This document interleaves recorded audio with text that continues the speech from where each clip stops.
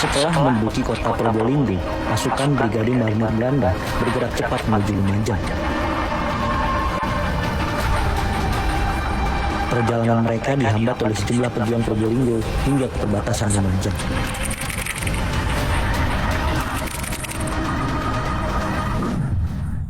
Menjelang sore, pasukan Belanda sudah menguasai kawasan di sekitar jembatan Drangdang, perbatasan Lumajang dan Probolinggo.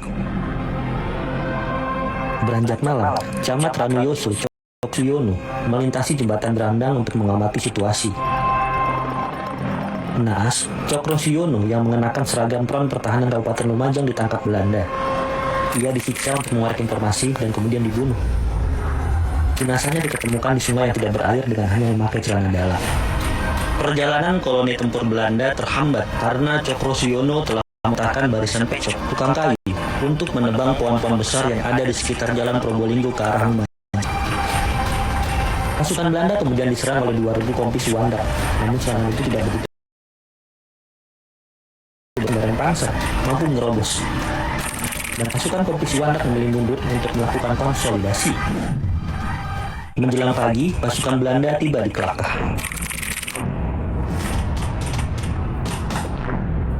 Ketika pasukan Belanda mengulang perlintasan kereta api Kelakah,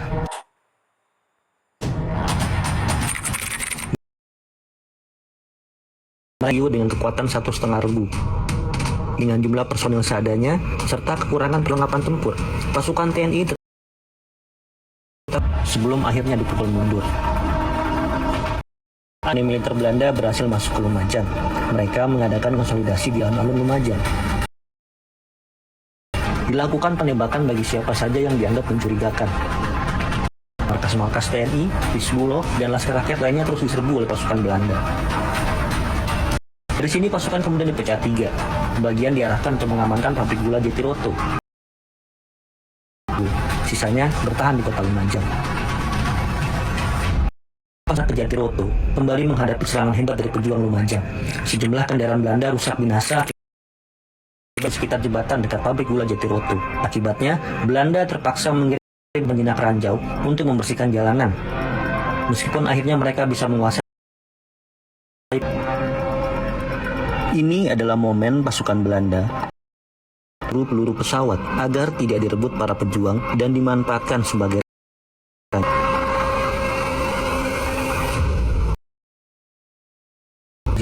pesawat Belanda sudah menjatuhkan bom di markas Front Pertahanan Kabupaten. Banyak korban berjatuhan, baik dari pejuang maupun rakyat sipil. Tidak bisa berbuat banyak karena minimnya perlengkapan militer. Mereka memutuskan mundur dan tengah pembukitan ke arah Malang. Untuk menghambat mobilisasi pasukan Belanda, dari Zeni Pionyak 22 Jatiroto kemudian meledakkan jembatan Geladak Perak. Namun Belanda tidak menyerah. Dengan menyandang senapan Garan N1 dan karbon N1, mereka mengejar ke arah lereng Semeru.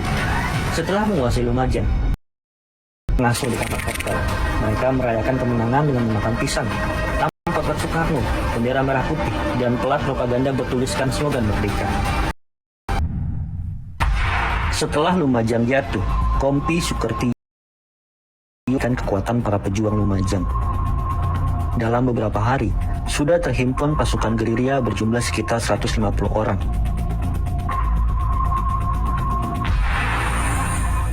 Kompi ini terdiri dari personil Batalion Lumajang Kepunggen, Mayor Santoso, Resimen Infanteri 39 Menakon Koncar, Letkol Muhammad Fuji, Divisi 7, Imam Sujai, serta sejumlah pemuda dari Laskar Rakyat. Pusat komando dibangun di Desa Wringin Sari dan pos kesehatan di Desa Tunjung Rejo.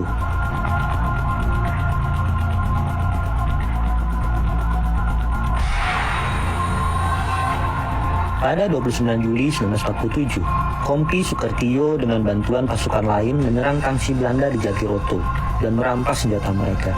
Kira-kira 1.000 tentara Belanda tewas. Kemudian Belanda melakukan pembalasan dengan mengepung Rowokakung, namun tidak berhasil menangkap seorang pun pasukan gerilya. Pasukan Belanda yang marah kemudian menangkap sekitar 15 penduduk desa dan beberapa orang ditembak mati serta disiksa. Pada Agustus 1947, terjadi serangan tangan yang gemilang di muka Desa PP Yosowilangun.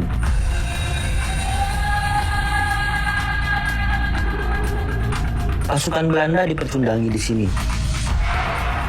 Konvoi tentara Belanda yang diperkuat dengan tank, panser, serta 16 truk pasukan yang bergerak dari Lumajang ke arah Jember digempur habis-habisan sekitar pukul 8 hingga 10 pagi.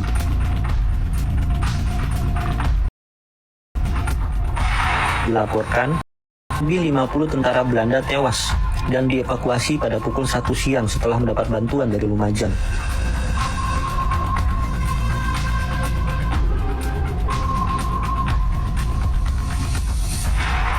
Setelah itu, Belanda memberikan balasan ke Desa PP. Mereka membombardir dengan peluru dan penembakan mortar. Akan tetapi, seluruh penduduk desa sudah mengungsi bersama Kompi ke Rowokakung. Baku tembak antara pejuang dan tentara Belanda mereda setelah dilakukan gencatan senjata dilaksanakannya perjanjian Renville. Setelah perjanjian Renville ditandatangani, semua pasukan TNI hijrah menuju daerah Republik menuju Malang, yaitu Kepanjen, Turen, Sedayu, Dampit. Tentara diangkut dengan truk-truk menuju Malang melalui jalan raya melalui Probolinggo, Pasuruan, Malang, dan Pakis Saji. Pusat komando berada di Dampit dan Turen.